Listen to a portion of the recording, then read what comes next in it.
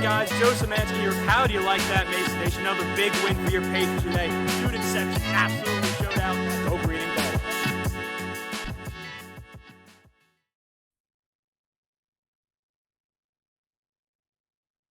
Get that shit out of here. It's the Onward to Victory podcast with Joe Szymanski. Oh boy, last night was fun, wasn't it, folks? Me, Brian, and Andy all out there last night at the Smith Center in Washington, D.C., seeing your George Mason Patriots take down local rivals George Washington. The to be determines 66-53 in what was an excellent victory for your Patriots. Something that I can tell you a lot of people should be very, very happy about. And it's a couple of things that get a couple of monkeys off of our back as well as a team for the Patriots. Big thing here, first time they've won back-to-back games in February in the Kim English era.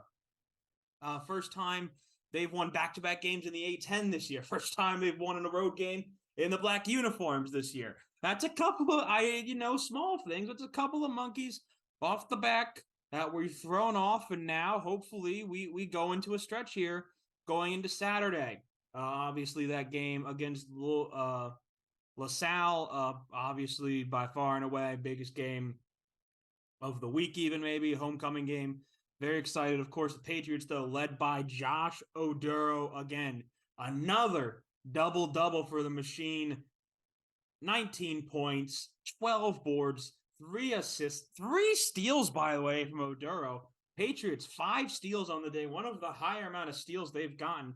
Also, by the way, only 8 turnovers for your Patriots, one of their lowest totals of the season, including only 1 in the second half. Big deal. Big deal. And I think only 2 of them were live ball turnovers as well. That makes a big difference in the end as well here. Justyn Fernandez, huge in the second half. 4 3-pointers all around the 7-minute mark of the second half, 7 minutes and go down to 5 minutes of the second half part here. Huge by Fernandez. He and Oduro just lopping it off of each other. 12 points by Ronnie Polite, 8 then by Cooper. Ticket gains, no points, but 7 boards and 4 assists, and he looked great on defense, along with Saquon Singleton. Both of them stepped up in the second half to really guard James Bishop and Brennan Adams, those 2 starlet guards, much better than they had been guarded in the first half by Mason. And then off the bench as well, not a whole lot of scoring, but 4 points from each of the backup forwards. Jinico Ojiako and Malik Henry combined to go 4 or 5 from the field, and 8 points in total combined between the two of them, and 9 points and 9 minutes between the two of them.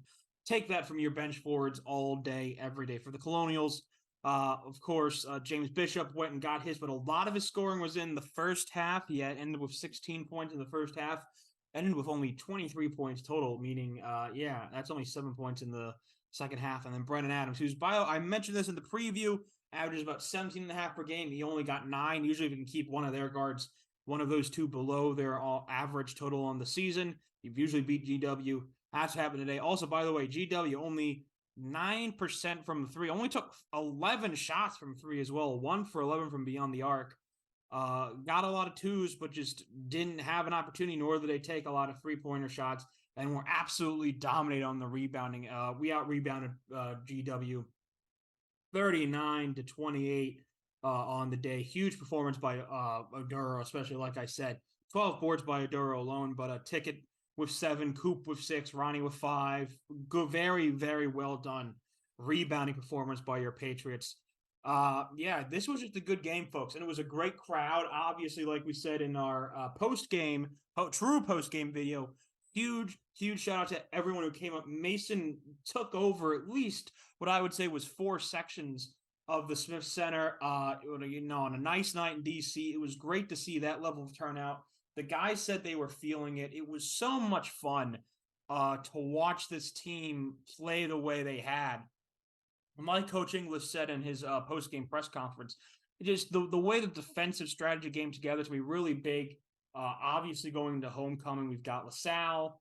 LaSalle Saturday. That's a big deal. Huge deal. Huge game. And, it's going to make a huge difference to see what this team can do with each other here. It's going to be a big deal. It's going to be a big deal, folks. Trust that. Trust me on that. Trust us on that. This is going to be a big deal in homecoming.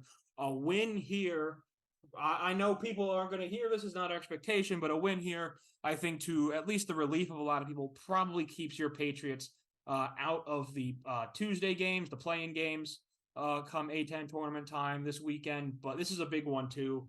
Again, it is always nice to beat GW. It's nice to beat them on their court. It's only the second time that Mason has ever won at the Smith Center. Not always an easy place to play. But yeah, just a great game all around by the Patriots. I want to give a shout out to Ronnie Polite as well, 12 points. It was also 2 of 3 from beyond the arc, 5 of 8 shooting, as well as 5 boards and 2 assists. More than happy with that. Like I said, you take what you got. And like I said, just a very, very good performance by the Patriots all day here today. It just did not, their front court just was not allowed to do a whole lot, which that helped a lot too. Hunter Dean was only able to get 15 minutes on the court due to some foul issues in the first half. Ricky Lindo as well ended up with 4 fouls.